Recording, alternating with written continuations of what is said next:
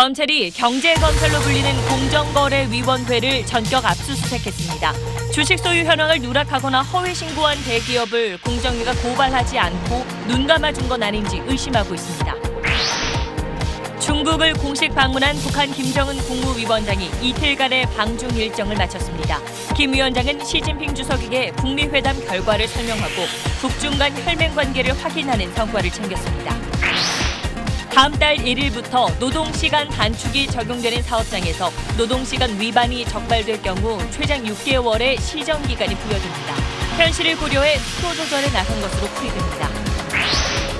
실종된 전남 강진 여고생이 아버지 친구를 만나러 가기 전 친구에게 무슨 일이 생기면 신고해달라고 부탁했던 것으로 알려졌습니다. 스스로 목숨을 끊은 용의자는 여고생 실종 당일 집에서 옷가지를 태우고 차를 세차한 사실이 추가로 확인됐습니다.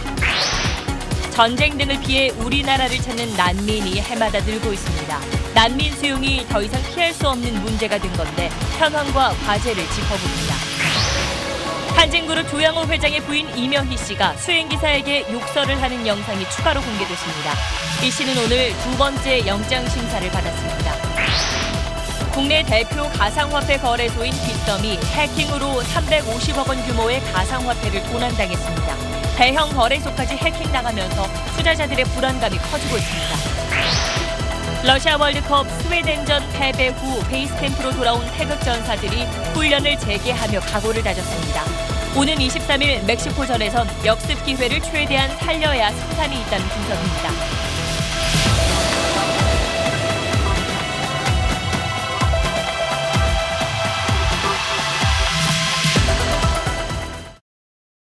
여러분 안녕하십니까. 경제검찰이라고 불리는 공정거래위원회를 검찰이 오늘 전격 압수수색했습니다. 공정위가 기업의 비위 사실을 확인하고도 고발하지 않고 눈 감아준 정황을 검찰이 포착한 겁니다. 아무 일 없이 넘어간 대기업이 어딘지 취재해봤더니 네이버와 신세계를 비롯해 수십 곳에 이르는 걸로 확인됐습니다. 먼저 박원경 기자의 단독 보도입니다. 서울중앙지검 공정거래조사부는 오늘 오전 세종시에 있는 공정거래위원회 기업집단국을 압수수색했습니다. 기업집단국은 4대 재벌 등 대기업 부당행위 조사를 위해 지난해 신설된 부서로 공정위의 특수부라고 불립니다. 검찰은 공정위가 주식 소유 현황을 누락하거나 허위 신고한 기업들을 제대로 제재하지 않고 사건을 종결한 것으로 보고 최근 5년치 관련 자료를 확보한 것으로 전해졌습니다. 공정거래법은 주식 소유 현황을 누락하거나 허위 신고한 경우 1억 원 이하의 벌금에 처하도록 하고 있는데 공정위가 비위 사실을 확인하고도 경고에 그치거나 사건을 덮었다는 게 검찰의 판단입니다. 검찰 관계자는 주식 소유 허위 신고 등은 공정위에 고발 의무가 있는데도 고발조차 하지 않았다고 설명했습니다. 검찰 수사 대상엔 이명희 회장의 차명 주식을 신고하지 않았던 신세계그룹과 이해진 창업자 친인척의 주식 소유 현황을 허위 신고했던 네이버 등 기업 수십 곳이 포함된 걸로 알려졌습니다.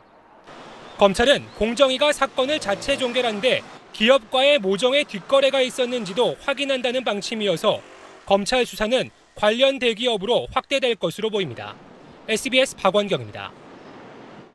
검찰은 또 공정위의 일부 간부들이 퇴직 이후에 취업이 금지된 업무 관련 단체에 심사도 받지 않고 재취업한 의혹을 함께 수사하고 있습니다. 공정위의 전직, 현직 부위원장을 비롯해 10명 정도가 우선 수사 대상에 올랐습니다. 계속해서 류란 기자가 단독 취재했습니다. 검찰은 공정위 고위 간부들의 불법 취업 의혹에 대해서도 칼을 빼들었습니다. 공직자윤리법은 4급 이상 공직자는 퇴직 전 5년간 소속됐던 기관 혹은 부서와 업무 관련성이 있는 곳엔 퇴직 후 3년간 취업할 수 없도록 규정하고 있습니다. 하지만 지철호 공정위 부위원장은 공정위 상임위원직을 마친 직후 중소기업 중앙회를 거쳐 올해 1월 다시 공정위로 돌아왔습니다. 전임자인 김학현 부위원장도 마찬가지로 공정경쟁연합회장 재취업을 거쳐 공정위로 돌아온 케이스입니다. 모두 취업 제한 기관이었지만 취업 심사를 받지 않은 것으로 드러났습니다.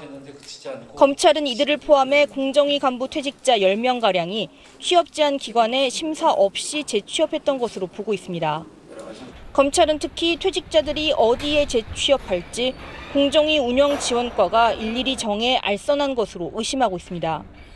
검찰은 퇴직자들이 재취업한 공정경쟁연합회와 중소기업중앙회 등이 각각 대기업과 중소기업의 로비 창구로 활용됐을 가능성이 큰 것으로 보고 두 곳도 함께 압수수색했습니다. 수사를 통해 공정위와 기업, 이익단체 간 로비 정황이 드러날 경우 파장은 더욱 커질 전망입니다. SBS 유련입니다. 갑작스러운 수사에 공정위는 당혹해하는 분위기입니다. 그러면 검찰 취재기자 연결해서 이번 수사의 배경이 뭔지 알아보겠습니다. 박원경 기자. 네, 서울중앙지검에 나와 있습니다. 네, 먼저 이번 수사가 김상조 공정거래위원장을 겨냥한 거 아니냐 이런 관측도 나오고 있던데 어떻게 봐야 하는 건가요?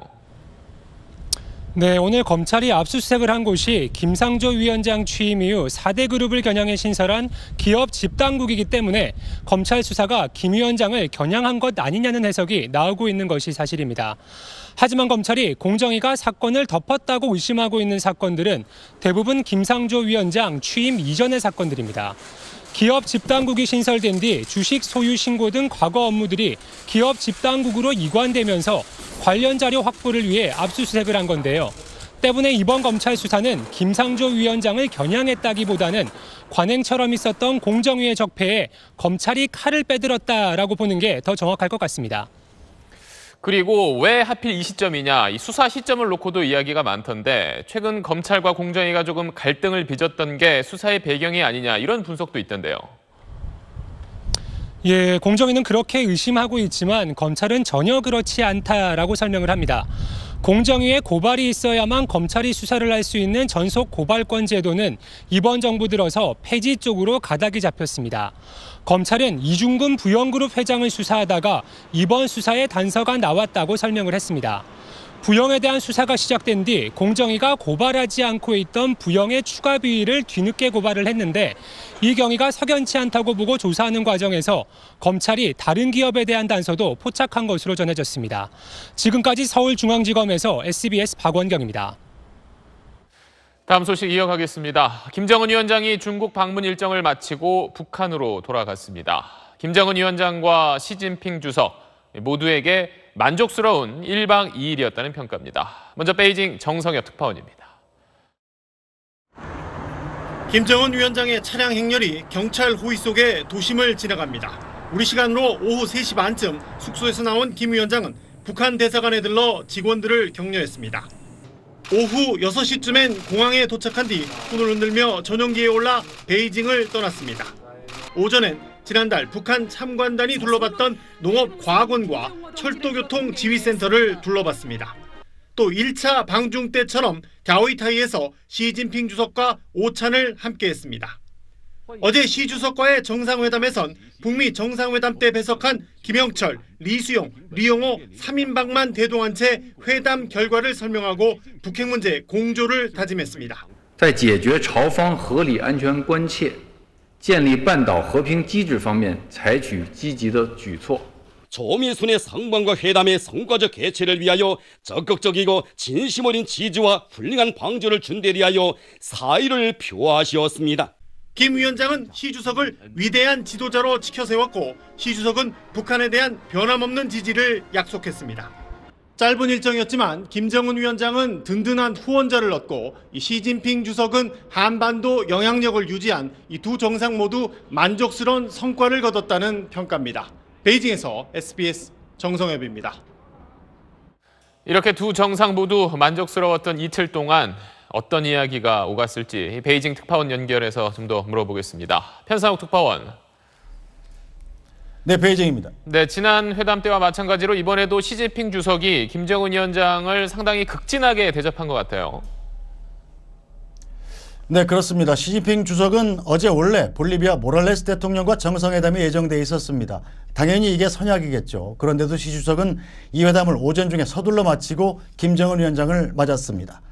하루에 정상회담을 2차례나 해서 힘들 법도 한데 어제 시진핑 주석은 김 위원장의 환영 만찬을 우리 시간으로 밤 11시 넘게까지 길고 또 성대하게 베풀었습니다. 오늘 다시 김 위원장이 있는 갸오이타이까지 찾아가서 회담하고 오찬까지 함께했기 때문에 시 주석은 사실상 김정은 위원장의 대접을 위해서 다른 모든 일정을 비운 셈이 됐습니다. 이번 회담 일정을 함께한 이 수행원들 면면을 보면 이 북한과 중국의 경제 협력 문제도 좀 많이 논의된 것 같아요. 네, 그렇습니다. 수행한 강요들의 면면을 보면 이번 회담의 주요 의제 가운데 하나가 바로 경제협력이라는 것이 명확하게 드러납니다. 수행원 가운데는 이 북한의 경제사령탑으로 불리는 박봉주 내각총리, 또 박태성 노동당 부위원장이 포함되어 있습니다. 특히 박태성 부위원장은 지난달에 무려 10하루 넘게 대규모 참관단을 이끌고 중국 곳곳을 돌면서 중국의 경제발전 비법을 전수한 인물입니다. 중국 외교부도 북한의 경제 원조를 할 거냐는 질문에 이렇게 대답했습니다. 我们在不违反国际义务的前提下，也与朝方保持着正常的交往与合作。 유엔 제재는 지키겠지만 중국이 할 수 있는 경제 지원은 하겠다는 뜻입니다. 지금까지 베이징에서 전해드렸습니다. 북한 역시 김정은 위원장의 중국 방문 일정이 끝나기도 전에 이 정상회담 소식을 대대적으로 보도하면서 북한과 중국의 우호를 강조했습니다. 특히 북미 협상 과정에서도 중국과 함께 하겠다는 걸 강조한 점이 눈에 띕니다. 그 의미를 김하영 기자가 분석했습니다. 오늘자 북한 노동신문입니다. 김정은 위원장 방중 기사를 1면부터 4면에 걸쳐 20여 장의 사진과 함께 대대적으로 보도했습니다. 북한 매체가 김 위원장 방중 일정이 끝나기도 전에 신속히 보도한 건 이번이 처음입니다. 북한과 중국이 한 집안 식구처럼 동서고금의 유례가 없는 특별한 관계로 발전하고 있다며 북중 밀월을 부각했습니다. 특히 북미 간 협상이 진행되더라도 중국과 항상 함께할 것이라는 점을 한 참모부라는 표현을 써가며 강조했습니다. 조선반도와 지역의 새로운 미래를 열어나가는 역사적인 여정에서 중국 동지들과 한 참모부에서 긴밀히 협력하고 협동할 것이며 정세가 어떻게 변하더라도 북중 관계 발전에 변함이 없을 것이라는 시진핑 주석의 언급에 화답하듯 북한도 북미 협상과 관계없이 북중 우호는 계속될 것이라는 점을 확약한 겁니다. 향후 미국과의 협상 과정에서 상호 공조를 굳건히 하면서 전략적 이익의 공감대를 확산시키고자 할 것입니다. 이번 방중길엔 북한 경제사령탑인 박봉주 내각총리, 군사외교를 담당하는 노광철 인민무력상까지 동행해 북중 간 당정, 군 전 분야에 걸친 관계 복원 의지도 엿보입니다. SBS 김하영입니다. 이걸 바라보는 미국의 속내는 조금 복잡합니다. 싱가포르 회담이 성공적이었다고는 해도 북한과 중국의 밀착이 미국에게는 그렇게 달갑지만은 않을 겁니다. 워싱턴 연결해서 분위기 물어보겠습니다. 손성민 특파원. 네, 워싱턴입니다. 근데 시기가 참 묘한 게 폼페이오 국무장관이 북한에 가기 전에 꼭 김정은 위원장이 중국에 가네요. 네, 3월 말에는 방북 나흘 전, 5월 초에는 이틀 전에 북중 정상회담이 열렸습니다. 이번에도 폼페이오 장관이 싱가포르 합의의 이행 문제를 논의하러 세 번째 방북할 준비를 하고 있는데 김 위원장이 중국에 갔습니다. 북미 간에 뭔가 하려고 하면 작전회의라도 하듯 북중 회담이 열리는 모양새입니다. 미국은 싱가포르에서 합의한 대로 폼페이오 장관과 후속 회담을 할 인사로 김영철 부위원장이든 리용호 외무상이든 빨리 정해서 통보해달라는 입장인데 북한이 일주일 넘게 답을 하지 않고 있다고 합니다. 미국으로선 중국의 대북 제재 해제 가능성과 함께 신경이 쓰이는 대목입니다. 이번 정상회담에 대한 미국 국무부의 공식 입장은 면밀하게 주시하고 있다, 이 정도인데 이거 말고 트럼프 대통령이 공식 반응을 내놓은 건 있나요? 트윗도 잠잠하고 공식 언급도 아직 없습니다. 앞서 트럼프 대통령은 5월 2차 북중 회담 뒤에 시 주석과 만나고 나더니 김 위원장의 태도가 바뀌었다. 시 주석에 대해선 세계적 수준의 포커 선수라고 비꼬았습니다. 북중 밀착으로 비핵화 담판 구상이 뒤틀렸다는 불만의 표출이었는데 지금은 북미 회담이 성공해 놓았다고 자랑해 놓은 상황이니 환영하기도 그렇다고 비판하기도 애매해 보입니다. 그렇군요. 그래도 싱가포르 회담에서 북한과 미국이 합의했던 내용 가운데 하나인 미군 유해 송환 작업은 속도를 내는 것 같아요.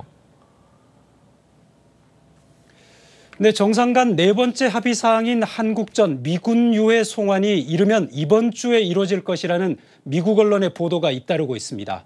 최대 200구 정도라고 하는데 미국의 특사가 직접 평양에 파견될 가능성도 있다고 합니다. 이걸 계기로 폼페이오 장관이 북한에 가서 비핵화 논의까지 겸사겸사 하는 그림도 그려볼 수 있겠습니다. 지금까지 워싱턴에서 전해드렸습니다. 문재인 대통령이 오늘 타스 통신을 비롯해 러시아 언론들과 가진 인터뷰에서 철도와 가스, 전기 이렇게 3개 분야부터 남한과 북한 그리고 러시아의 삼각 협력이 빠르게 시작될 수 있다고 밝혔습니다. 문재인 대통령은 앞으로 남북 평화 체제가 구축되면 한국과 러시아의 경제 협력에 북한이 참여할 수 있게 돼서 북한에도 큰 도움이 될 거라고 말했습니다. 문재인 대통령은 내일부터 2박 4일 동안 러시아를 국빈 방문해 푸틴 대통령과 정상회담을 할 예정입니다.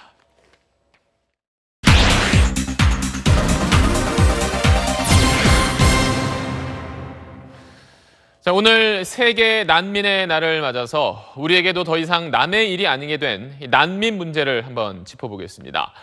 비자가 없어도 올 수 있는 제주도에선 올해만 540명이 넘는 예멘인이 들어와서 난민 신청을 했습니다. 내전을 피해온 이들에게 격려의 손길이 있는가 하면 동시에 우려의 시선도 있습니다. 먼저 김민정 기자가 논란이 커지고 있는 제주도를 다녀왔습니다. 28살인 예멘인 알리 알후타비 씨는 지난달 제주도에 입국했습니다. 평범한 삶을 죽음의 위기로 내몬 내전을 피해서입니다. There are many rockets, bombs to the cities.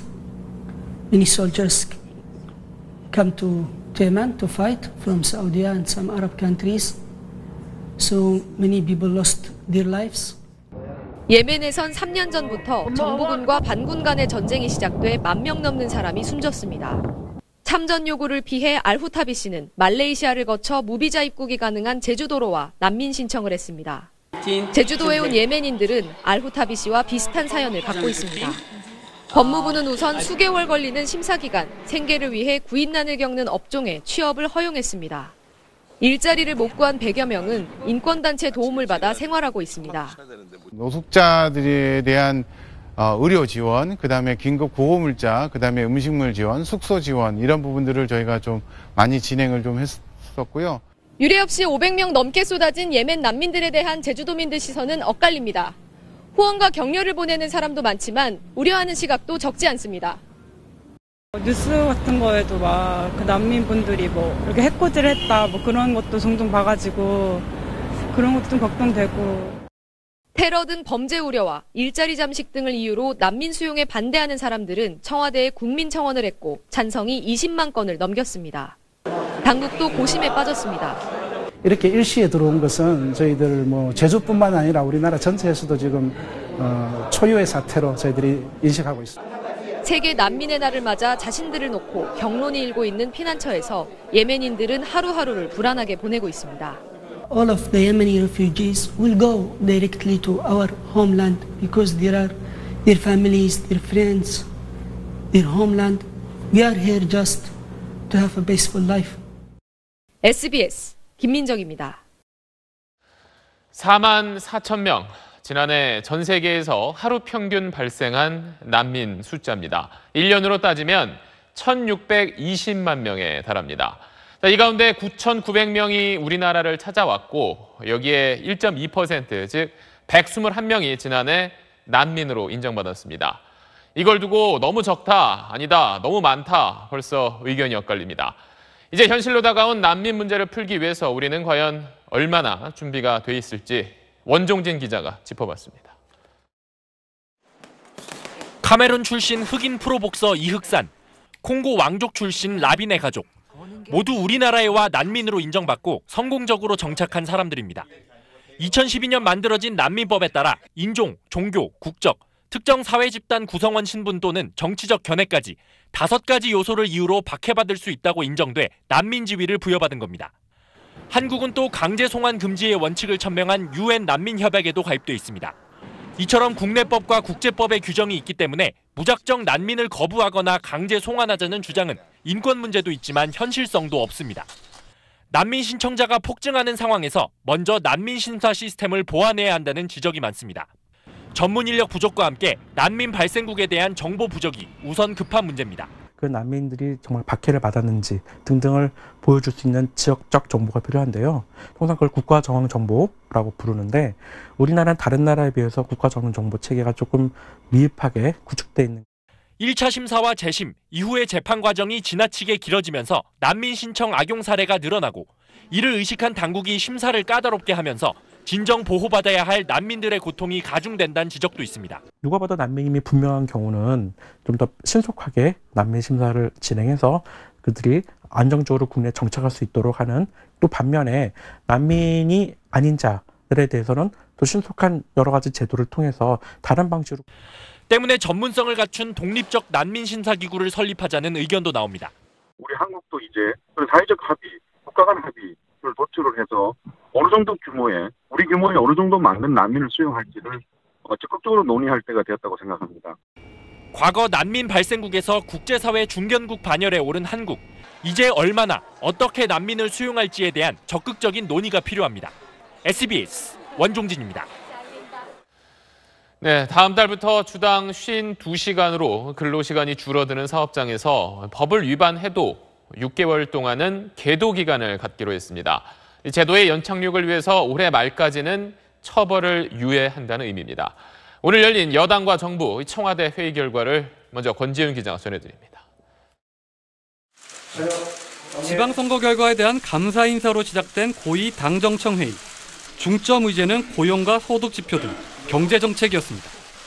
당정청은 우선 다음 달 1일부터 실시하는 근로시간 단축에 6개월간의 계도 기간을 두기로 했습니다. 준비 시간이 넉넉지 않다는 현실을 이해합니다. 연착륙시키기 위한 계도 기간은 삼을 필요가 있다라고 생각을 합니다. 올해 말까지는 법을 위반해도 처벌하지 않겠다는 것으로 재개의 요청을 수용한 셈입니다. 당정청은 소득주도 성장 기조는 굳건히 하되 부작용과 우려에는 적극적인 보완책을 내놓기로 했습니다. 이 소득주도 성장의 그 목표와 구체적인 수단들에 대해서 국민들에게 잘 설명드리고 또 동의를 얻어내는 이런 과정들이 대단히 중요하다고 생각합니다. 다음 달 초 저소득층 일자리와 소득 지원 대책을 발표하고 내년 재정 지출 증가율을 기존 5.7%에서 대폭 확대하는 방안도 적극 검토하기로 했습니다. 당정청은 경제정책에 대한 유연한 태도를 통해 다양한 민심을 아우르겠다는 의지를 내비쳤습니다. 하지만 노동계는 근로시간 단축 계도기간 결정은 대기업 편들기로 선거 합승 이후 현 정권이 친기업 쪽으로 다가서려 한다며 맹비난했습니다. SBS 권지윤입니다. 오늘 회의에는 최저임금 문제를 비롯해서 경제정책의 추진 방향을 놓고 최근 갈등을 빚은 걸로 알려진 김동연 경제부총리와 장하성 청와대 정책실장이 함께 참석했습니다. 기자들의 질문에 대한 두 사람의 반응은 미묘하게 달랐습니다. 박민아 기자가 취재했습니다. 최저임금 속도 조절론을 제기했던 김동연 부총리는 정부 내 이견이 여전함을 굳이 숨기지 않았습니다. 장하성 실장님하고 불안은 없으신 거예요? 여러 가지 의견을 다양하게 토의하고 있습니다. 같은 질문에 장하성 실장은 애써 여유를 과시했습니다. 갈등하면 이렇게 일하겠어요? 그러면서도 최저임금이 고용에 미치는 부정적 영향은 아직 확인되지 않았다는 종전 입장을 되풀이했습니다. 최저임금의 효과라는 건 계속 앞으로 고용이 진행되는 과정에서 우리가 살펴봐야 되겠죠.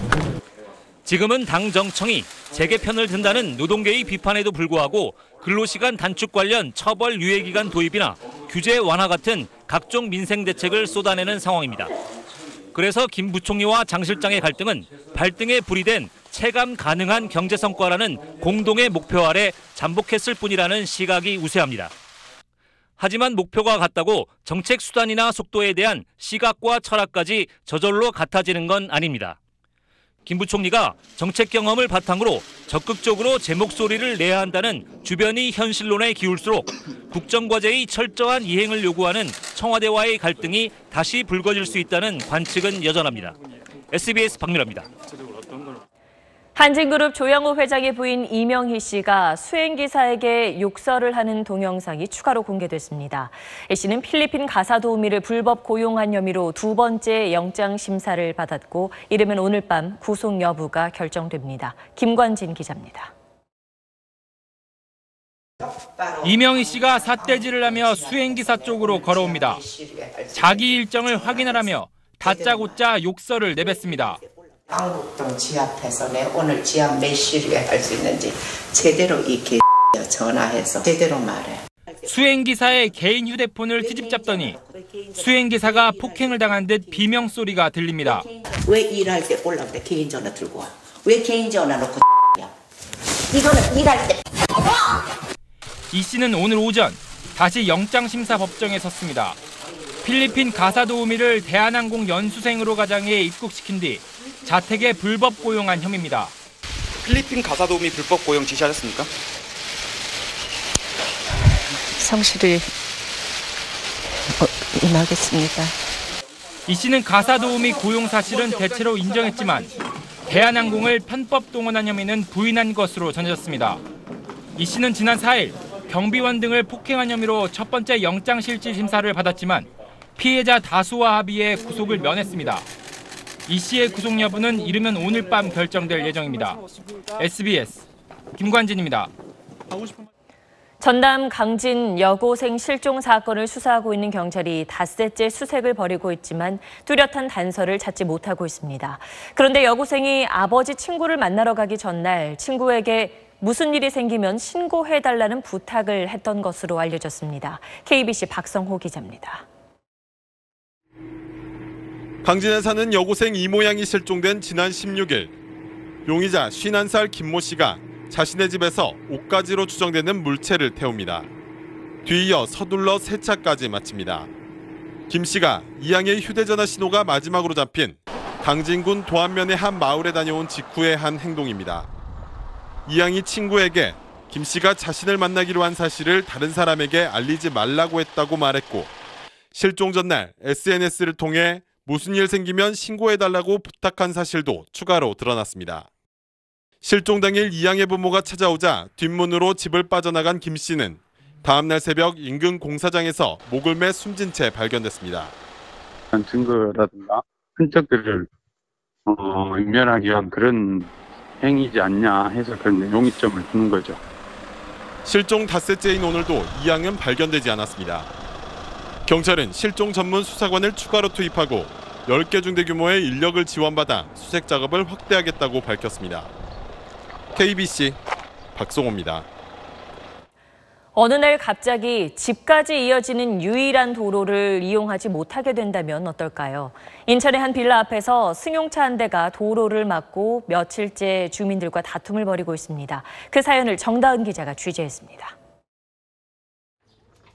가전제품 배달 트럭이 골목으로 들어가려다 도로를 막고 서 있는 승용차에 막혀 멈춥니다. 하는 수 없이 커다란 상자를 차에서 내려 끌고 갑니다. 하단차를 써서 올려야 되는데 지금 그게 안 되니까 비싼 거죠. 도로를 막은 건 땅 주인 69살 A씨로 지난 2011년 경매로 이 땅을 사들였습니다. A씨는 지난달 돌연 주민들에게 통행세를 내거나 도로를 사라고 내용 증명을 보냈는데 주민들이 이를 거절하자 나흘 전부터 차량으로 막아놓은 겁니다. 빌라로 들어가는 유일한 도로입니다. 승용차 한 대가 도로를 막고 있는데 차 위에는 차량을 손상하면 민사소송을 제기한다는 안내문이 붙어 있습니다. 남은 도로폭은 1m 30cm에 불과해 차량 통행은 불가능합니다. 불이 난다면 119 차도 못 오고 장마도 오면 정화조로 못 풀면 분뇨가 넘치는 상황이 되죠. 잇따른 민원에 구청과 경찰이 출동했지만 뚜렷한 해결책이 없습니다. 저걸 강제로 견인했다 그러면 재산권 침해라고 주장하게 되면 경찰관이 또 그것도 잘못된 거 아니겠습니까? A씨 측은 오히려 억울하다는 입장입니다. 국가 보조금도 못 받고 아무것도 못 받아요. 그게 재산이 잡히니까 우리는 평생 동안 그 사람들을 봉사해야 되냐고요. 경찰은 A씨를 교통방해죄로 입건하고 불러 조사할 계획입니다. SBS 정다은입니다. 국내 2위 거래소인 빗썸이 350억 원대 가상화폐를 해킹으로 도난당했다고 신고했습니다. 높은 수준의 보안 시스템을 갖췄다던 대형 거래소까지 해킹당했다고 공개하면서 투자자들의 불안감이 커지고 있습니다. 정연 기자입니다.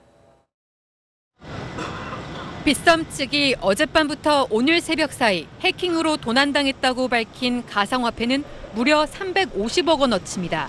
일단 빗썸은 탈취된 가상화폐는 모두 회사 소유로 회원들 피해는 없다고 밝혔습니다. 이슈된 암호화폐는 전부 회사 소유분을 충당할 예정이고요. 회원님들의 자산 전략은 안전한 코드 월렛으로 조치 보관. 하지만 국내 대표 가상화폐 거래소라는 점에서 불안감은 커지고 있습니다. 블록체인 기술을 기반으로 하는 가상화폐는 해킹이 어렵지만 은행 역할을 하는 거래소는 별도의 서버를 두기 때문에 보안에 구멍이 뚫릴 수 있습니다. 시스템에 접근하기 쉬운 내부자의 소행일 가능성도 제기됩니다. 열흘 전엔 중소거래소인 코인레일에서도 해킹이 발생하는 등 최근 1년여 동안 피해 규모는 1,000억 원에 육박합니다. 빗썸은 블록체인 협회의 자율 규제 보안 심사도 통과한 것으로 알려졌는데 허점이 드러난 만큼 정부 차원의 관리가 필요하다는 지적도 나옵니다. 제도권 안에 진입을 시키는 거예요. 더 엄격하게 이제 관리를 할 수 있는 게 하나 있고 장비나 이런 것을 금융권 수준으로 확충을 해야 된다. 과학기술정보통신부도 경찰 수사와 별도로 이번 사건에 대한 조사에 착수했습니다. SBS 정연입니다. 사고가 난 것도 아닌데 차량에서 갑자기 불이 나는 사례가 적지 않습니다. 실제로 최근 3년간 서울에서 발생한 차량 화재 사고의 절반가량은 기계결함이나 전기계통 문제가 원인이었습니다. 한지연 기자가 보도합니다. 고속도로를 달리던 5톤 화물차가 갑자기 불길에 휩싸입니다. 잠깐만, 뻥뻥 터지는데 지금? 도로 한복판에서 그리고 도로가에서 충돌한 것도 아닌데 차량에 불이 붙습니다. 주차장에 서 있던 이 차도 연기가 피어오르더니 불길이 치솟습니다. 이런 화재는 대부분 엔진룸에서 시작됩니다. 전기 합선이나 기계 결함의 가능성이 큽니다. 실제로 최근 3년간 서울에서 발생한 차량 화재 1,300여 건을 분석한 결과 절반가량은 전기계통의 문제나 기계 결함이 원인이었습니다. 사고에 따른 화재보다 8배나 많습니다. 자동차 자체가 상시 진동이 발생하는 기계이기 때문에 이 유격이 생기거나 이걸로 인해서 닿지 않아야 될 부분에 닿아서 화재가 발생되는 경우도 있습니다. 블랙박스나 내비게이션을 추가로 달면서 전기 배선을 제대로 마감하지 않아 화재를 일으키는 사례도 늘고 있습니다. 특히 자동차 엔진은 주행 중에 수백 도까지 뜨거워지는데 자칫 느슨해진 전선들이 닿게 되면 화재로 이어질 수 있습니다. 또 여름에는 에어컨 가동으로 생긴 물방울이 전기장치에 떨어져 불이 날 수도 있는 만큼 수시로 차량을 점검해 주는 게 좋습니다. SBS 한지연입니다. 정부가 추진하는 부동산 보유세 개편 방안이 이번 주에 공개됩니다. 종합부동산세 부담을 높이는 방식이 유력한 것으로 알려지면서 다주택자들이 바짝 긴장하고 있습니다. 이강 기자의 보도입니다. 지난해 말부터 시세가 크게 올랐던 서울 송파구의 재건축 아파트. 77제곱미터형 공시가격은 지난해 9억 2천만 원에서 올해 11억 5천만 원으로 올랐습니다. 종합부동산세 과세 대상인 액수가 1,600만 원에서 2억 1천만 원으로 급등한 겁니다. 정부가 이번 주 공개할 보유세 인상 개편안은 종부세 과세 표준 산정에 포함되는 공정시장 가액 비율을 높이는 방식이 유력합니다. 현행 공시가액 비율 80%를 90%로 10%포인트 올리면 공시가격 상승분을 더해 이 아파트 주인의 세금은 지난해 270만 원에서 올해는 400만 원에 육박하게 됩니다. 다주택자들은 촉각을 곤두세우고 있습니다. 부동산 경기가 하락이 돼서 전세금을 올리기는 쉽지 않은 상황인데 보유세가 수백만 원씩 오른다고 하니 좀 많이 걱정스럽습니다. 이번 개편안에는 현재 0.5에서 2% 사이인 종부세율을 높이는 방안도 포함될 것으로 보입니다. 종부세 인상률이 2배 이상 나오게 되면서 주택시장의 경우에는 거래가 더 줄어들고 가격 하락이 더 가파라질 수도 있습니다. 보유세 인상에 1주택자는 부담을 완화해 줄 것인지도 중요한 변수입니다. 고령 은퇴자 등 실소득이 없는 1주택자의 종부세도 강화된다면 주택시장에 미치는 파급 효과가 더 클 수 있다는 전망입니다. SBS 이강입니다.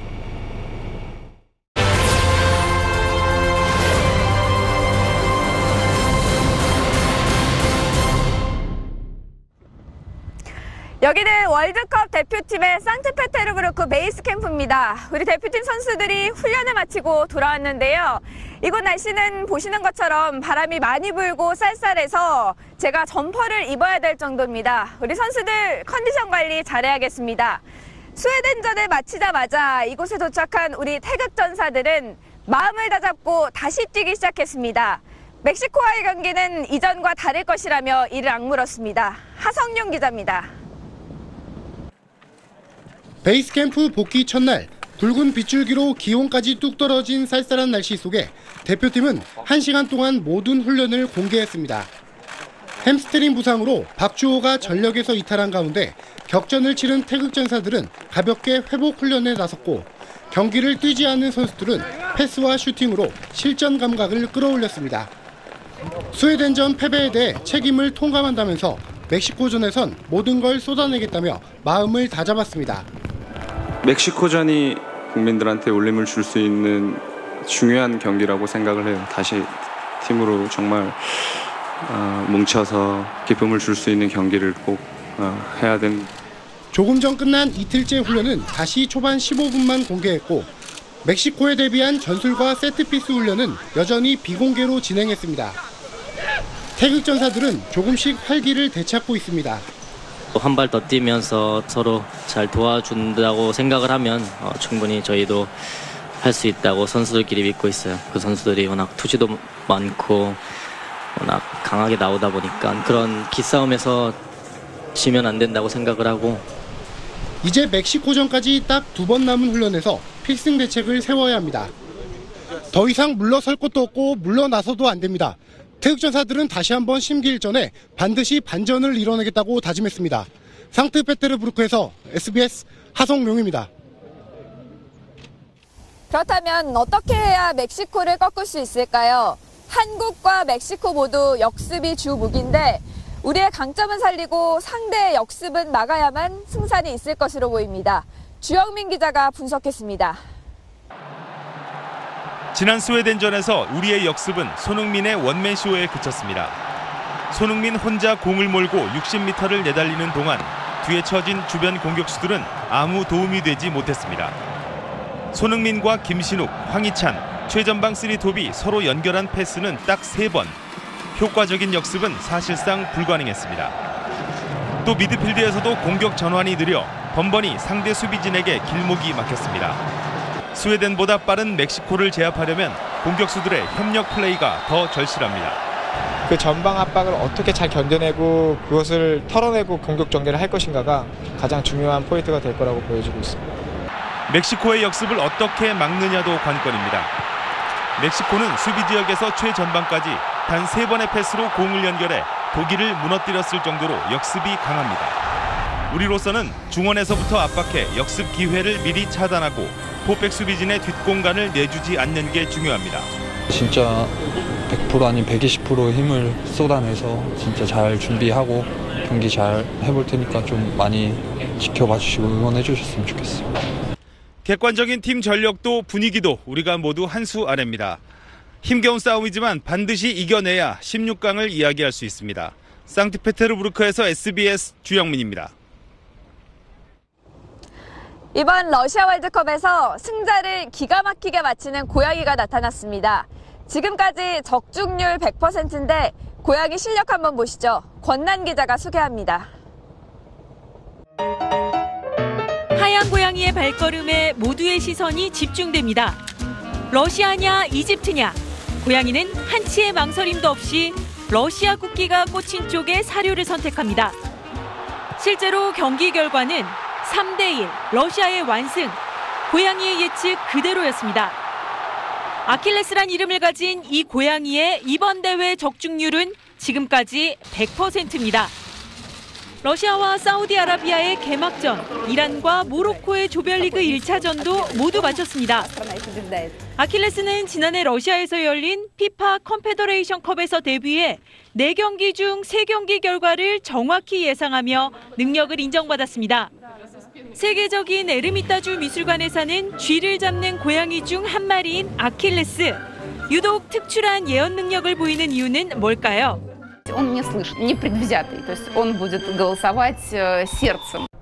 지난 2010년 남아공 월드컵에선 문어 파울이 우승팀까지 8경기 결과를 적중하며 최고의 스타로 떠올랐고 2014년 브라질 월드컵에선 코끼리, 바다거북이, 원숭이, 낙타까지 등장해 예언동물의 계보리였습니다.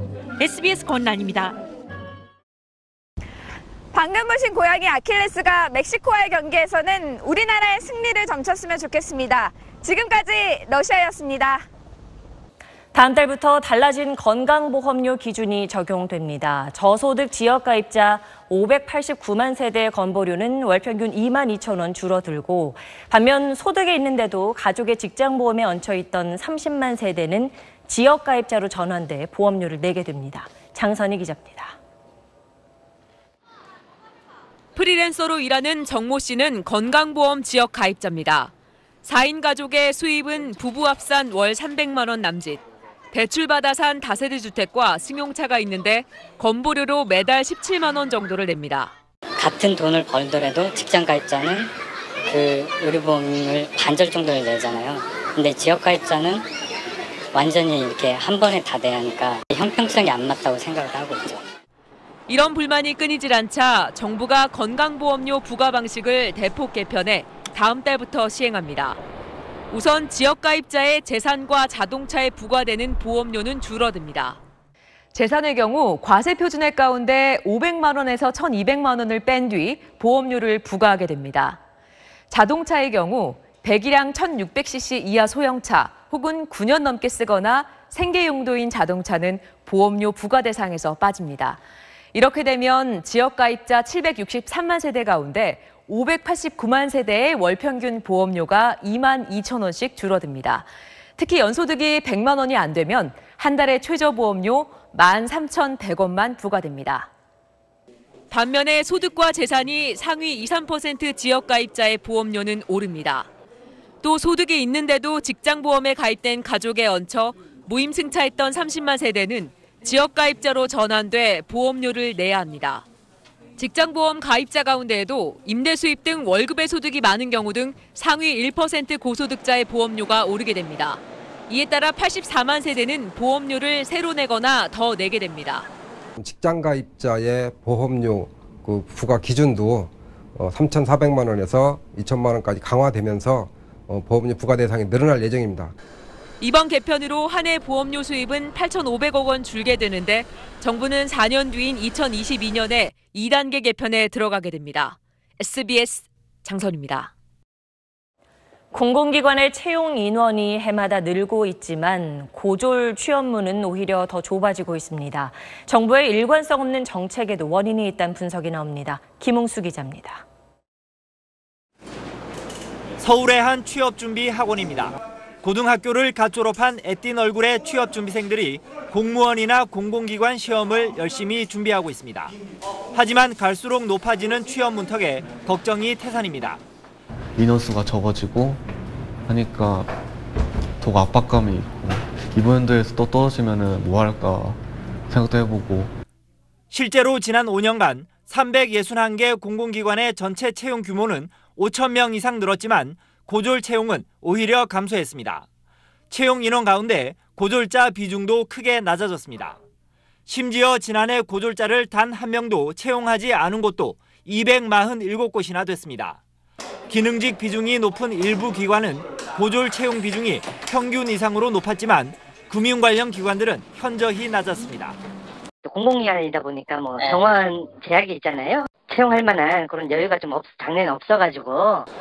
취업 환경이 나빠진 탓도 있지만 정부의 무관심 속에 공공기관들이 고졸자에 대한 취업문을 대거 좁혀놨다는 분석이 설득력을 얻고 있습니다. 고졸 채용이 사실은 이벤트성, 일회성 정책으로 도입이 됐기 때문에 뒷받침할 수 있는 법 제도를 마련하지 않아서 고졸자들에게 더욱 높아진 취업 문턱을 낮출 수 있도록 한시적으로라도 고용 할당제 도입이 필요하다는 지적이 나오고 있습니다. SBS 김웅수입니다. 백제시대 건축물 미륵사지 석탑의 옛 사진입니다. 한쪽이 무너져 내리고 또 일본이 콘크리트를 덧발라 흉하게 변했던 모습을 기억하실 텐데요. 우리나라에 남아있는 가장 오래되고 가장 큰 이 미륵사지 석탑이 20년에 걸친 길고 조심스러운 보수 끝에 모습을 공개했습니다. 복원하며 어려움도 많았고 또 새로 발견된 것도 있다는데 JTB 김진형 기자가 전해드립니다. 국보 제11호인 익산 미륵사지 석탑이 보수 정비를 마치고 웅장한 모습을 드러냅니다. 석탑은 조선시대인 16세기 벼락을 맞아 상당 부분 훼손됐고 일제강점기 일본인들이 붕괴된 부분을 콘크리트로 땜질하는 식으로 보수했습니다. 콘크리트를 없애고 빠진 돌은 원래 돌과 가장 비슷한 돌을 골라 일일이 다듬어 채웠습니다. 최대한 원형을 지키기 위해 80% 이상 원래 돌을 사용해 국보로서의 진정성을 확보했습니다. 전통적인 재료와 기법만으로 해결이 안 되는 부분들, 어떤 구조적인 불안정한 요소들은 현대적인 기술을 최소한의 범위에서 검증된 방법을 통해서 적용을 하겠다는 것입니다. 다음 달 덧집 철거 작업에 들어가게 되면 익산 미륵사지 석탑 보수 정비 사업은 20년 만에 사실상 마무리를 짓게 됩니다. 단일 문화재 보수로는 가장 오랜 시간을 들였습니다. 미륵사지 석탑은 지난 2009년 해체 과정에서 미륵사의 창건 시기와 배경 등을 담은 사리 장음구 등이 발견돼 백제사 연구에 큰 기여를 하기도 했습니다. 문화재청은 미륵사지 석탑에 이어 미륵사에 대해서도 2천억 원을 투입해 오는 2038년까지 복원하기로 해 관심이 높아지고 있습니다. JTB 뉴스 김진영입니다.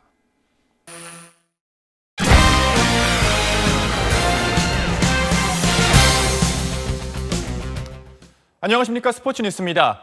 오는 23일 운명의 멕시코전을 앞두고 절정의 컨디션을 뽐내고 있는 조현우와 오초아 양팀 골키퍼의 맞대결에 관심이 쏠리고 있습니다. 오초아를 뚫고 조현우는 막아내야만 16강행의 꿈을 이룰 수가 있습니다. 김영렬 기자입니다. 훈련장에서도 오초아의 실력은 독특한 헤어스타일만큼이나 돋보였습니다. 천부적인 반사신경으로 눈앞에서 날리는 슈팅을 모두 쳐냈습니다. Mucho tiempo trabajando y preparándonos para este evento y nos sentimos listos. 오초아는 4년 전 브라질 월드컵에서 신들린 선방쇼로 이름을 알렸습니다. 네이마르의 결정적인 헤딩슛을 비롯해 브라질의 소나기 슈팅을 완벽하게 방어했고 두 차례나 경기 MVP에 뽑혔습니다. 이번 대회 1차전 활약도 눈부셨습니다. 토니 크루스의 강력한 프리킥을 막아내는 등 독일의 유효 슈팅을 9개나 무위로 돌렸습니다. 조현우도 만만치 않았습니다. 오초아보다 6cm 큰 189cm의 조현우는 공중볼 싸움에서 탁월한 능력을 보였고 동물적인 반사신경과 빠른 판단력으로 새로운 스타 탄생을 예고했습니다. 조현우는 멕시코도 완벽히 분석했다며 자신감을 보였습니다. 저는 정말로 분석하고 준비한 대로 경기를 했기 때문에 멕시코도 뭐 준비 잘하면은 뭐 상관없다고 생각하고 있습니다. 최고의 골키퍼를 향한 자존심 싸움에서 이겨야 16강을 위한 불씨를 다시 살릴 수 있습니다. 모스크바에서 SBS 김영렬입니다. 역대 최고령 팀이어서 아저씨 재팬이라고 조롱받던 일본이 콜롬비아를 꺾고 새로운 역사를 썼습니다. 그 비결 소한욱 기자가 분석해봤습니다. 아시아 국가로는 사상 처음으로 남미 팀을 물리치자 일본 열도는 흥분의 도가니에 빠졌습니다. 일본 축구는 월드컵을 2달 앞두고 할리로치치 감독을 전격 경질하는 극약 처방을 내렸습니다. 성적 부진을 이유로 내세웠지만 협회와 베테랑 선수들과 갈등도 컸습니다. 부랴부랴 기술위원장이던 니시노 아키라 감독을 선임했지만 자국 내 여론은 여전히 나빴고 팬들은 28.17세로 역대 최고령 대표팀을 비과 아저씨 재팬이라고 조롱까지 했습니다. 하지만 스시타카라 불리는 패스 축구의 특성을 최대한 살려 경기력을 끌어올렸습니다. 콜롬비아와 1차전에서는 상대보다 200개나 많은 패스를 선보였습니다. 여기에 가가와 신지와 혼다 케이스케 등 베테랑의 경험과 노련미까지 더해져 예상을 깨고 파란을 일으켰습니다. 中途半端に攻め込んでフィニッシュということではなく、やはりこの勝ち切る、勝てるゲームでもあるし、そういう積極性をゴールに対して持っていかなきゃいけない。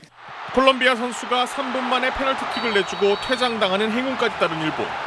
2010년 이후 8년 만에 16강 요를 절호의 기회를 잡았습니다. SBS 소환욱입니다.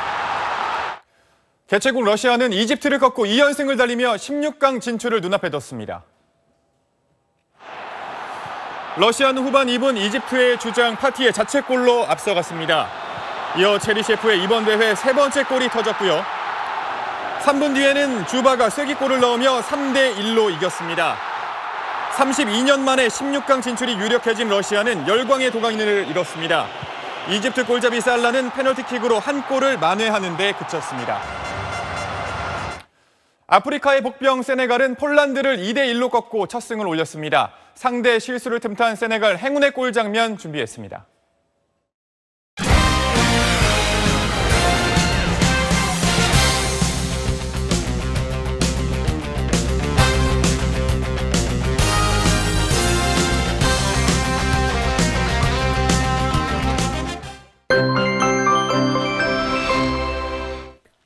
내일도 햇살이 강하게 내릴 죄입니다. 자외선 차단 꼼꼼하게 하셔야겠고요. 남부지방에서는 오존 농도까지 높을 것으로 보여서 각별히 주의하셔야겠습니다.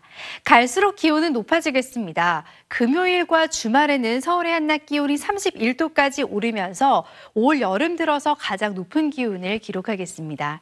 장마 전선은 현재 남해상까지 물러났는데요. 다음 주 초반에 다시 북상할 것으로 보입니다.